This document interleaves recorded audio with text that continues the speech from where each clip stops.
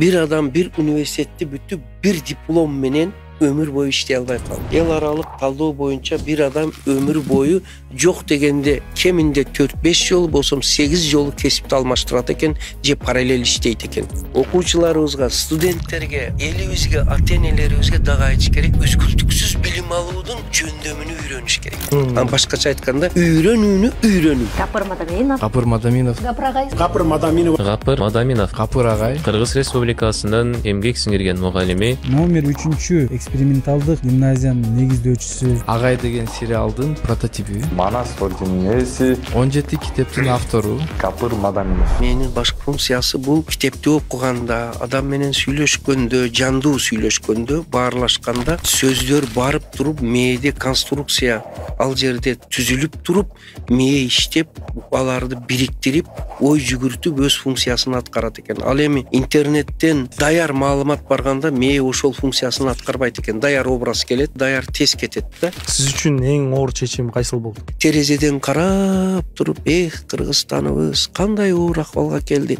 Мектебибизге балдар билим үчүн эмес, пирожка тамак үчүн келип калдыбы деп көзүмдөн жаш аккан учуруну Агай фильмиде берген.